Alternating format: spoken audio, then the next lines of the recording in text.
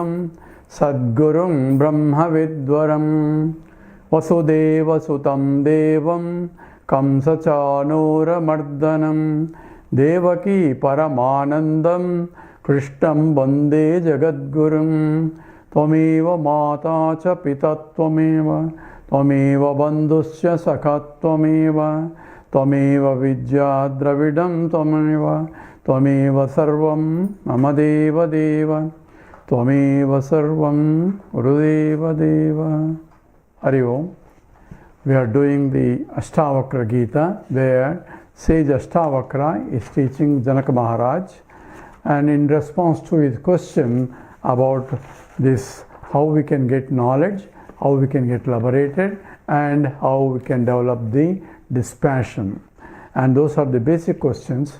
So this whole Ashtavakra, we said, is directly goes into the description of the nature of the reality, which cannot be described, but yet or the teacher is using a pointers or using the words that is immediate and direct, can give the knowledge of immediate and direct if it is available right there.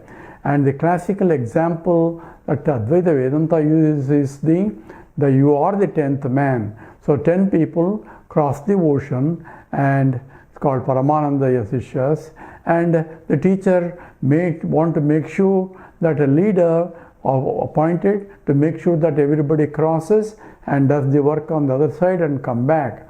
So once they cross the river which is flowing, and the leader wants to make sure that everybody cross the river. So he starts counting 1, 2, 3, 4, 5, 6, 7, 8, 9. So he could count only 9, and 10th man is missing. So says he again counted again, he found out only 9 people there. And everyone took in charge and tried to count, and everyone counted everybody else and says there are only 9 people, we lost, but nobody knows who lost it, and they only know that one person is missing. And one gentleman was watching all this tamasha and comes back, says the 10th man has crossed the river. Don't worry, so don't cry, 10th man has crossed. So everybody said, at last 10th man must be there somewhere. So they want to know, where is the 10th man? So the teacher asked them to line up again. He counted 1, 2, 3, 4, 7, 6, 8, 9, and then look at the leader, and you are the 10th person. So he was searching for all over without searching himself, and what he is looking for is only the 10th man, that is himself only. So he is looking for himself, but searching all over where he is not there. And Tattvamasi, you are the one what you are seeking for. And the same way, I am looking for happiness all over, knowing very well that there is no happiness outside. Even the happiness that I get outside is only when my mind is calm and serene and back to myself, and it's only myself that gets reflected as Ananda, because there is no more agitation mind, or a mind which is longing or wanting mind is not there. Mind which is contented is what, when I get desire is fulfilled, my mind is back to myself, and myself is the happiness. So the more the intensity that I am longing for, more serene my mind becomes and more happy I am. So happiness is not from the objects, happiness comes from myself. What I am searching for is happiness only, and what I find is happiness is from myself only. Then why do I have to search? But I have to recognize I am that happy state, and happy state is a limitless state. Any limitation causes a suffering. Therefore, I am is infinite consciousness, that is Brahman, and Anantameva Anandaha. Infinite alone is happy. Everybody else, finite ones, are all unhappy because it's limited by everything else. So here they call Akara. We read 18th sloka, that we chant again. Sakaramanarutam viddhi, Sakaramanarutam viddhi, Nirakaram tu nischalam, Nirakaram tu nischalam, Etat tattvopadesena, Etat tattvopadesena, punarbhava sambhavaha, na punarbhava sambhavaha. So Sakara Manrutam, the whole universe that is Akaram, whole names and forms that I see, starting from my own body, anything a finite in terms of attributive finite that senses can measure, and even the concepts are finite because this concept is different from that concept. So conceptually I am limited and attributively I am limited. So all these limitations belong to the Akara, and they are all Anrutam. They are not really real but not unreal also. If it is unreal, I cannot even see. So here we have three things. One is that is which is true, the Satyam, and that is completely false, not even false, completely absent, which is Asat, and it is one which appears to be there but not really there. That is called Anrutam. So Anrutam here stands for that which is seen but not really not really real. If it is not real, I don't see it at all. So it is neither real nor unreal. So what is real and what is unreal has to be known. That is what is called Viveka. Viveka is what is real and what is unreal in everything. So everything has two aspects of it. One is the real part and unreal part. The real part is pure existence, because when I say this exists, this is, that is, because non-existence we cannot say, non-existent object we cannot say there is an object. So when there is an object, existence of the object is expressed. So existence of the object in the form. But when you say this is object, this is a part, and that is a chair. So in both there is a part and there is a chair, and the existent aspect is not different. Only the chair part and the part is different. In between the chair and the part there is a space, but space is also ease. So there is a easiness pervades all over, including the whole space. Wherever the space is. That means existence expressed as the space is there. That's how the teaching of the Chandogya starts, where this existence alone was there, and Atman idagam sarvam tat satyam. Anything that you see in idagam sarvam, this whole entire idam sarvam is essence of it is nothing but existence alone, and that you are, and that is what essentially the teaching. And what is the Akara? The forms are different, just as the ring is different from a bangle, is different from the necklace. So Akaras are different. Bangle Akara versus Akara means form, and the necklace Akara are different, but the essence that pervades both the necklace and the ring are one and the same. That is the gold, and the gold is not changing. It doesn't become a ring or it doesn't become a bangle. It appears to be as a ring here, it appears to be a bangle, it appears to be a necklace, it appears to be like a bar, it appears in all forms. Without any form, I cannot see the gold. It means it is a atomic size. Even that is a form only. So the truth of that, this is the scriptural statement. The Chandogya says that this ekena lohamanina sarvam lohamayam vijnata, the whole universe is nothing but vacharambanam vikaro namadheyam. It is only namke vaste. It's only for namesake only, the whole universe. So sakara manutam viddhi nirakaram tu nischaraha. Your nature is nirakaraha, without any form, nischalam, without any chalam. Says Chala means for the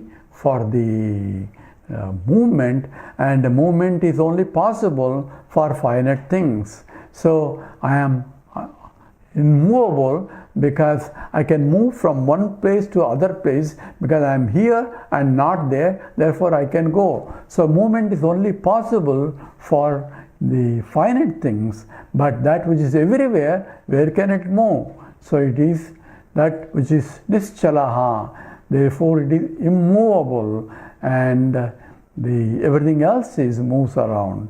And nirakarantu nischalam etat tattva upadeshena, by this teaching of the truth and understanding it, says na punarbhava sambhavaha.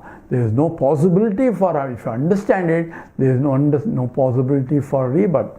Possibility of rebirth is only when I take myself what I am not. When I take myself as I am this body, then I have date of birth and date of birth. If a ring thinks I am only a gold, I am only a ring and not a gold, then it has a date of birth and date of expiry.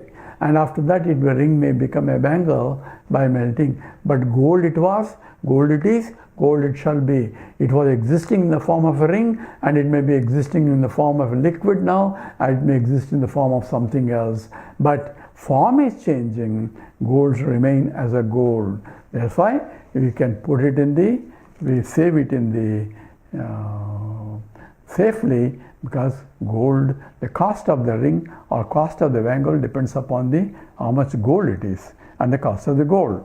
So therefore it is akara has a problem, but which infinite, if I am pervading the whole universe, everything is vacha arambanam vikaraha. It's only vach arambanam. Speech comes only for codification of the form, and that is what essentially is all the names and forms. And punarbhava sambhavaha. So therefore there is no more birth cycle for you. We'll do the sloka 19. Yadaivadarsi madjaste, yadaivadarsi madjaste, rupanta paritastuna, rupanta paritastusaha, yadaivadarsi madjaste, rupenta paritastunaha, paritastusaha, tathayvasmin sarirentaha, tathayvasmin sarirentaha, paritah parameshwaraha, paritah parameshwaraha. Together, yathaivadarshina madjaste, rupentaha paritastusaha, tathayvasmin sarirentaha, paritaha parameshwaraha. So here he gives an example where I am taking a small mirror and looking at my face. So when I am looking at my face, I am only seeing my face in that mirror. And the mirror is small enough that I can see my face completely.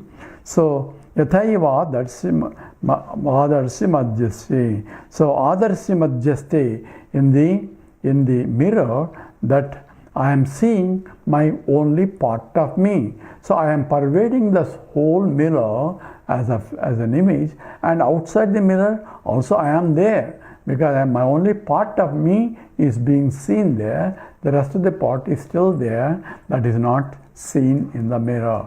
So he gives an example of that, where I can see myself only finite amount, but beyond that which I cannot see in that mirror, I am there also. So yathaiva adarsi madhyaste. Just as I am able to see only finite aspect of myself in this mirror by a reflection process. It's a very interesting example, because he using the mirror in the same way. Mind acts like a mirror, and in the mirror consciousness getting reflected.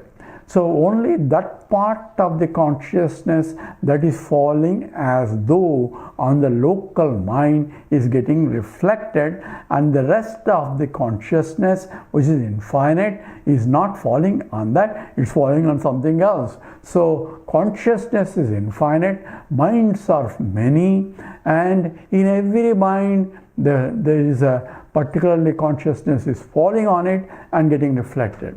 Just as sunlight is all over in the night and in the sky, and I am seeing the moon because sunlight is falling on the moon.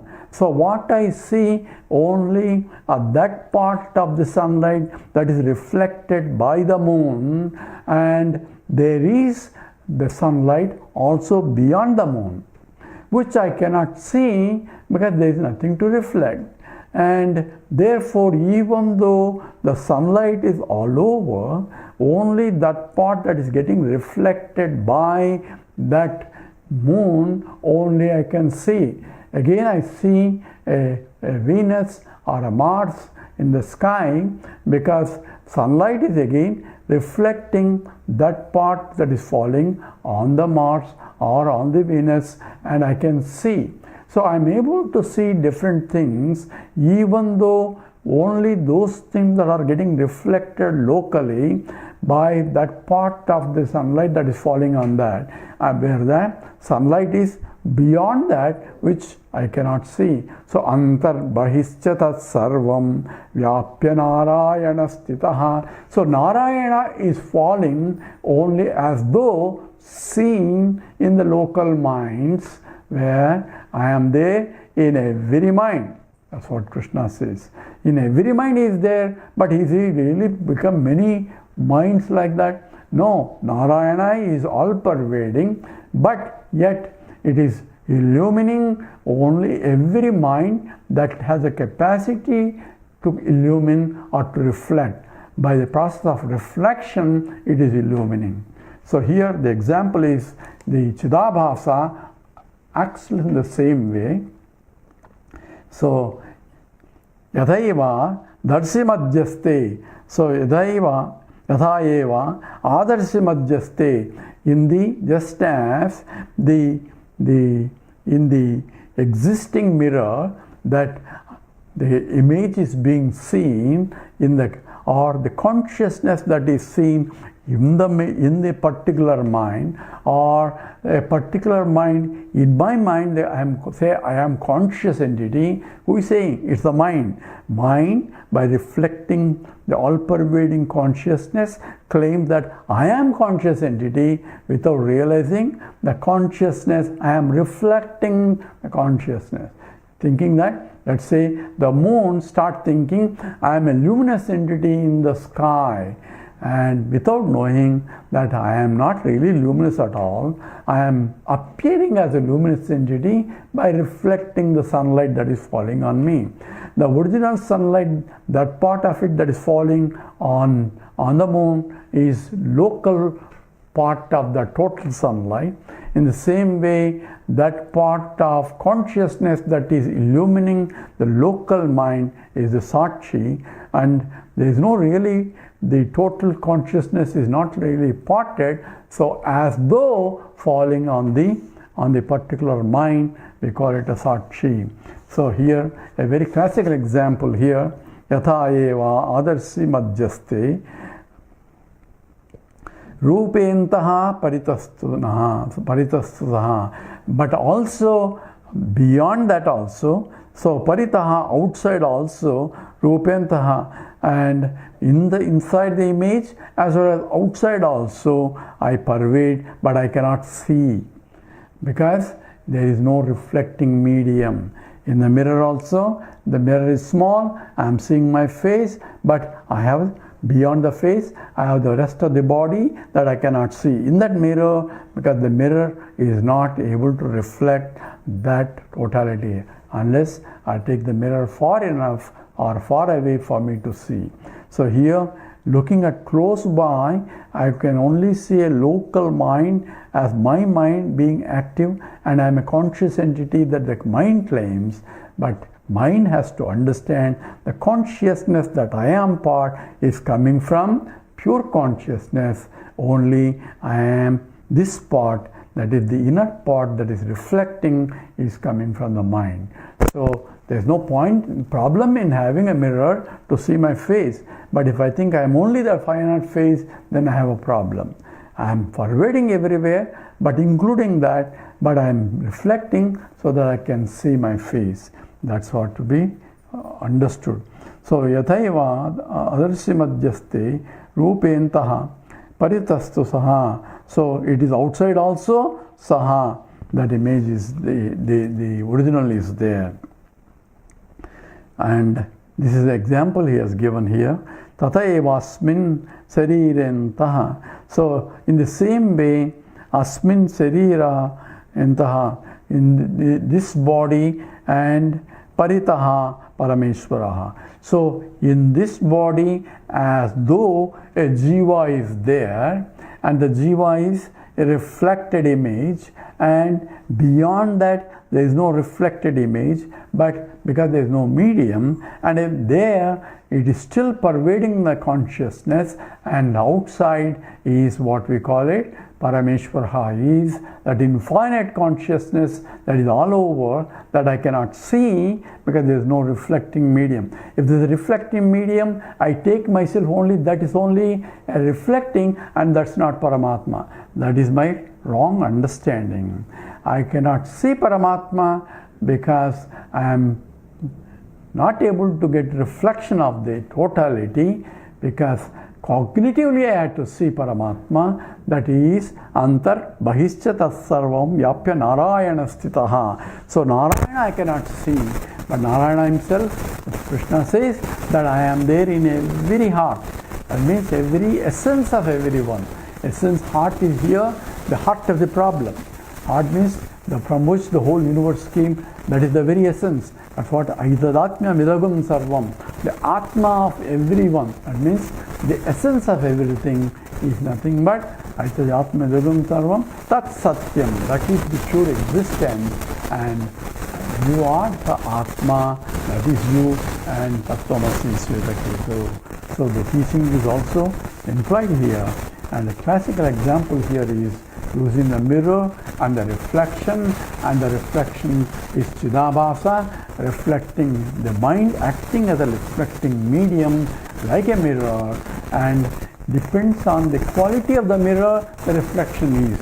Even though original is same, and the mind, the medium reflecting mirror is all dull, then I don't see myself with all glory. Particularly when you take hot bath and come out and see all the mirrors there and all crowded with the condensed water, you cannot see your face there. So you have to wipe it out the water to see yourself. And what you are doing is purifying the reflecting medium to see yourself. The same way, I have to purify the reflecting medium for me to see myself clearly. In the same way, I had to purify. Purify is how? By the sadhana chatusthaya, by proper discipline of the mind, by the viveka, vairagya, samadhi, shatka sampatti and mokshutvam. I have to purify the mind through karma yoga, through bhakti yoga, upasana yoga. All these yogas are polishing the mirror only, nothing to do with the consciousness. It is polishing the mirror so that I can, the pure consciousness getting reflected, because the mirror has to be clean, and when there's a pure reflecting, then the mind itself can see the mind now.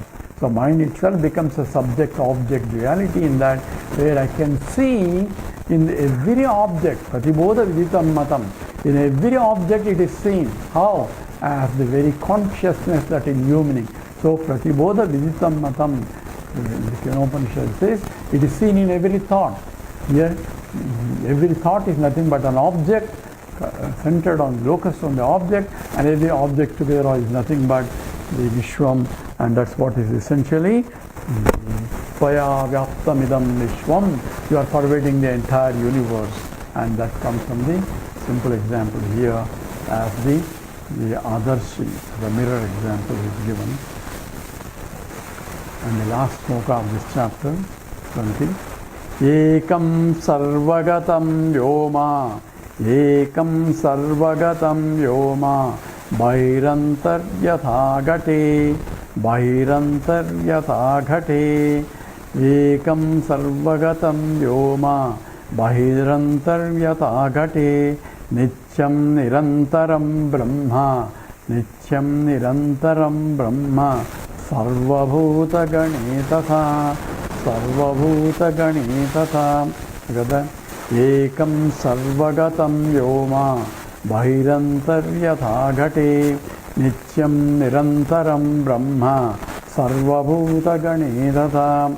So ekam is one, sarvagatam it is infinite or pervading everything, vyoma just as the sky, bhairantar yatha ghate just as inside and outside it's pervading everywhere, ghate in the pot, nityam nirantaram brahma sarvabhuta gane tatha. So here is another example, and even the Mandukya Karika Gaudapada uses this example. So there are two types of analogies. One is the reflecting theory, and that is where Bimba Pratibimbavada, and that is where I can think of a reflecting the mind medium and pure consciousness reflecting is a Chidabhasa, and in the process of reflecting and making the mind as though it is conscious entity, and the mind acting as a conscious entity becomes a Jivatma. So that example helps in understanding certain aspects. And here is another example that's also given in the Vedanta, and that is what is called, you are like a space, Akasha.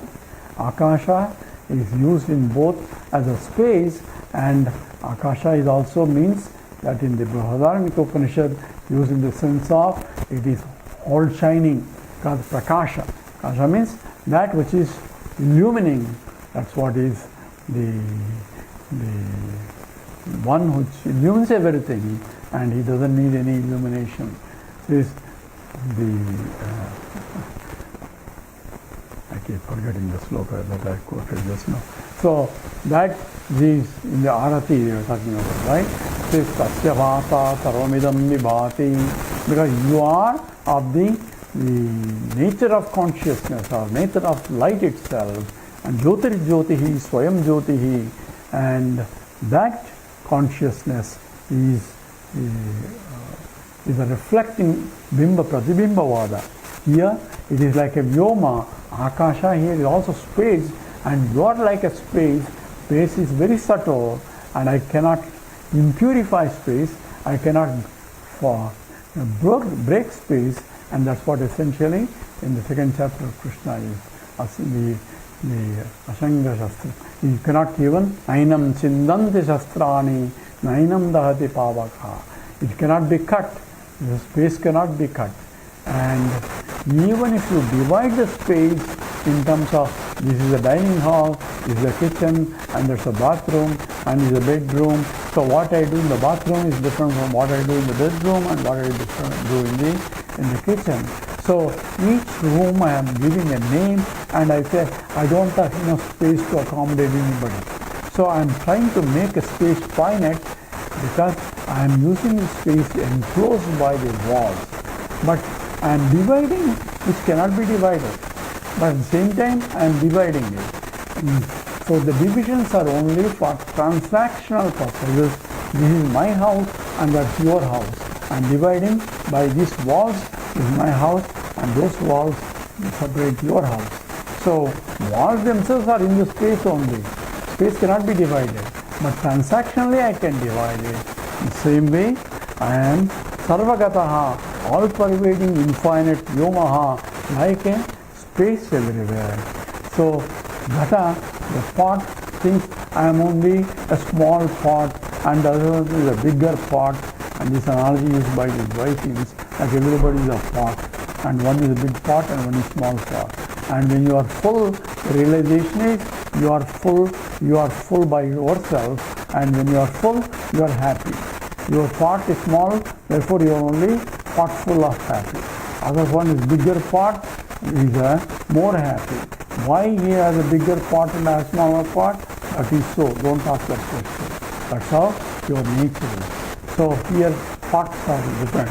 But here we are telling about Ekam Sarvagatam Vyoma Bahirantar Yatha Gataha. Just as the space is indivisible,